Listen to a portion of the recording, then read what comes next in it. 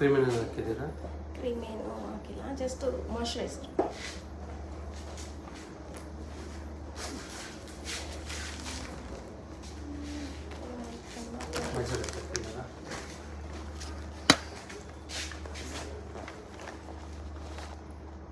Spray ಇದೆಯಾ? Spray ಇದ್ರೆ ಮಾಡ್ತೀನಿ. ನನ್ನ ಹತ್ರನೇ ಇದೆ, ಮಾಡ್ಕೊಳ್ಳ.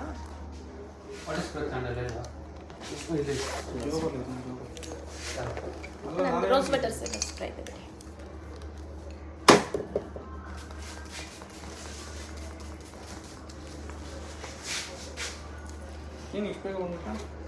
ನನಗೆ ಇವಾಗ ಫೋನ್ ಮಾಡಿ ಕರೆದಿದ್ದವ್ರು. ನಾನು ಫೋನ್ ಅನ್ಕೊಂಡೆ ಬರೋಷ್ಟರಲ್ಲಿ ಅದು ಲೊಕೇಶನ್ ಏನಕ್ಕೆ ಅದು ನೈಸ್ ರೋಡ್ ಮೇಲೆ ಹೋಗಿ ತೋರಿಸ್ತಾ ಇತ್ತಲ್ಲ, ಹೆಂಗೆ ಬಂತೆ ಅಂತಲೇ ಗೊತ್ತಿಲ್ಲ ನನಗೆ. ಎಲ್ಲೋ ಒಳಗಡೆ ಕರ್ಕೊಂಡೋಗಿ ಹೆಂಗೆಂಗೋ ಬಂದೆ ನಾನು. ಬೈಕಲ್ಲಿ ಬಂದೆ.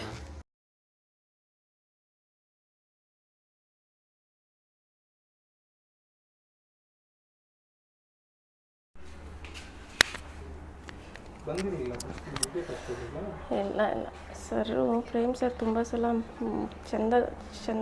ಚಂದ್ರು ಸರ್ನ ಮೀಟ್ ಮಾಡಿ ಅಂತಿದ್ರು, ಮಾಡೇ ಇರಲಿಲ್ಲ ನಾನು. ಅವ್ರು ಹೋದ್ಸಲ ಕೆ ಡಿ ಮೂವಿ, ಇದು ಕೆ ಡಿನೇನಾ?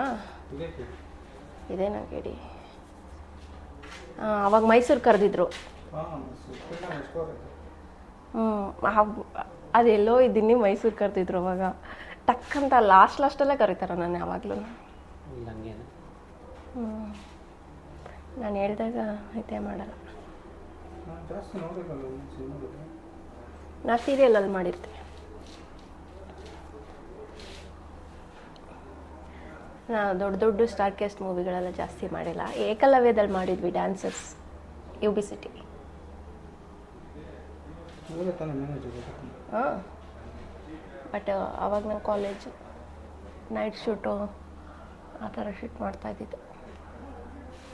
ಫುಲ್ ಟೈಮ್ ಮಾಡ್ತಾ ಇರಲಿಲ್ಲ ಅವಾಗೂ ಕೂಡ, ಜಸ್ಟ್ ಡ್ಯಾನ್ಸರ್ಸು. ಅದು ಡ್ಯಾನ್ಸರ್ಸ್ ಬೇಕು ಅಂದಾಗ ರಾಬರ್ಟಲ್ಲಿ, ಏಕಲವ್ಯದಲ್ಲಿ ಎಲ್ಲ ಮಾಡೆಲ್ಸ್ಗಳನ್ನ ಕರೆಸ್ತಾರೆ.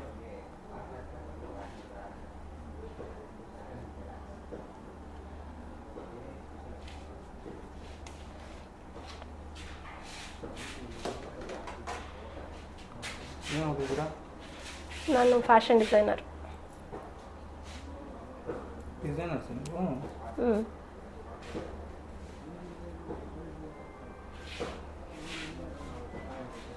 ಏನಿದೆ ಇವತ್ತು ಸೀನು?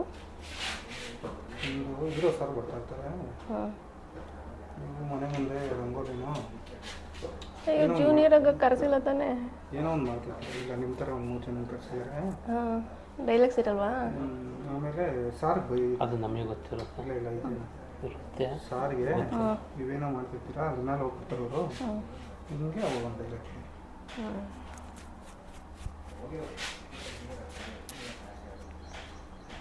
ಆಯ್ತು ಸರ್, ನಿಮ್ಮ ಹೆಸರು? ಯಾವ್ಯಾವ್ದು ಮಾಡಿದ್ದೀರಾ? Hair stylist. ಯಾವ್ಯಾವ್ದು ಮಾಡಿದ್ದೀರಾ ಬೇರೆ ದೊಡ್ಡದು? ಹಾಂ, ವೇದ. Okay okay. ಇದೇ ಸುಮಾರು ಸಿನಿಮಾಗಳು ಮಾತಾಡಿದ್ದೀವಿ. ಹೌದಾ? ಎಷ್ಟು ವರ್ಷ ಆಯಿತು ನೀವು ಇಂಡಸ್ಟ್ರಿಗೆ ಬಂದು? ನಾವು ಬಂದು 7 ವರ್ಷ. 7 ವರ್ಷ ಆಯಿತು. ಹೇಗಿದೆ ಇಂಡಸ್ಟ್ರಿ? ನಿಮ್ಗೆ ಹೇಗೆ ಅನಿಸುತ್ತೆ? ಚೆನ್ನಾಗಿದೆ, ಕೆಲಸ ಸಿಕ್ಕಿದ್ರೆ ಚೆನ್ನಾಗಿರುತ್ತೆ. ಅಂದರೆ ಎಷ್ಟು ದಿನ ಇರುತ್ತೆ ನಾರ್ಮಲಾಗಿ ಕೆಲಸಗಳು ನಿಮಗೆ? ಇರುತ್ತೆ, ರೆಗ್ಯುಲರಾಗಿ ಇರುತ್ತೆ. ಓಕೆ, ಅಂದರೆ ಕಾರ್ಡ್ ಎಲ್ಲ ಮಾಡಿಸ್ಕೊಂಡಿದ್ದೀರಾ? ಹಾಂ, ಕಾರ್ಡ್ ಎಲ್ಲ ಮಾಡಿಸ್ಕೊಂಡು. ಹೌದಾ? ಪೇಮೆಂಟ್ಗಳೆಲ್ಲ ಕರೆಕ್ಟಾಗಿ ಕ್ಲಿಯರ್ ಆಗುತ್ತಾ? ಹ್ಞೂ, ಕರೆಕ್ಟಾಗಿ ಕ್ಲಿಯರ್. Okay fine. ನಾನು ಅಂದರೆ ಚೆನ್ನಾಗಿ ಮಾಡ್ತಾ ಇರ್ತೀರಲ್ಲ, ಯಾವ್ಯಾವ ಥರ ಹೇರ್ ಸ್ಟೈಲ್ ಮಾಡ್ತೀರಾ? ಮದುವೆಗಳಿಗೆ ಅವಕ್ಕೆಲ್ಲ ಮಾಡ್ತೀರಾ ನೀವು? ಎಲ್ಲ ಬ್ರೈಡಲ್ಲು ಓಕೆ, ಎಲ್ಲ ಥರನೂ ಮಾಡ್ತೀವಿ. ಓಕೆ. ನಿಮ್ಮ ಮನೆಯಲ್ಲಿರೋದು ಹೆಸರು ಅಂದರೆ ಶೂಟಿಂಗ್ ಅಂತ ಅಂದರೆ ಅರ್ಲಿ ಮಾರ್ನಿಂಗ್ ಅಂದರೆ ಎಷ್ಟು ಗಂಟೆಗೆ ನೀವು ಲೊಕೇಶನ್ ಬಂದಿರಬೇಕು? ನಮ್ಗೆ 6 ಗಂಟೆಗೆ ಹೇಳಿದ್ರೆ ನಾವು 4 ಗಂಟೆ ಮನೆಗೆ ಬಿಟ್ಟಿರ್ಬೇಕು. 6 ಗಂಟೆಗೆ ಹೇಳಿದ್ರೆ ನೀವು 4 ಗಂಟೆಗೆ ಮನೆಗೆ ಬಿಟ್ಟಿರ್ಬೇಕು. ದೂರ ಇದೆಯಲ್ಲ. ಬೇರೆಯವರೆಲ್ಲ ಶೂಟಿಂಗ್ ಅಂತ ಅಂದರೆ ತುಂಬ ಈಸಿ ಅಂತ ಅಂದ್ಬಿಟ್ಟು ನಮ್ಮ ಫೋಟೋಸ್ ವೀಡಿಯೋಸ್ ನೋಡ್ಬಿಟ್ಟು ಇದು ಹೇಳ್ತಾರಲ್ಲ, ಅದ್ರ ಬಗ್ಗೆ ಅದ್ರ ಕಷ್ಟ ಏನಿರುತ್ತೆ ಅಂತ ನಿಮ್ಗೆ ಏನು ಅನ್ಸುತ್ತೆ? ಅದು ಅನುಭವಿಸ್ತ್ರೇ ಗೊತ್ತಾಗುತ್ತೆ ಅಲ್ವಾ? ಮೂವಿ ಅಂತ ಒಳಗಡೆ ಬಂದುಬಿಟ್ರೆ ಮೂವಿ ಅಂದರೆ ಮಾಡೋಕ್ಕೆ ಚೆನ್ನಾಗಿರುತ್ತೆ, ಆದರೆ ಇಲ್ಲೇ ಲೊಕೇಶನ್ ಎಲ್ಲಿರುತ್ತೆ ಹೊರಗಡೆ ಹೋದಾಗ ಅಲ್ಲೆಲ್ಲ ಹೋಗಿ ಫೇಸ್ ಮಾಡೋದೆಲ್ಲ ಒಂಥರ ಇರುತ್ತಲ್ಲ. ಹೌದು. ನಿಮ್ಮ ಮನೆಯಲ್ಲೂ ಯಾರಾದರೂ ಇಂಡಸ್ಟ್ರಿಗೆ ಬಂದಿದ್ದಾರಾ? ನಾವು 15 ಜನ ಇದ್ದೀವಿ. 15 ಜನ ಇಂಡಸ್ಟ್ರಿಯಲ್ಲೇ ಇದ್ದೀರಾ? Wow, great. ಅದು ಯಾಕೆ 15 ಜನನು ಇಂಡಸ್ಟ್ರಿಯಲ್ಲಿ ಇದ್ದೀರಾ?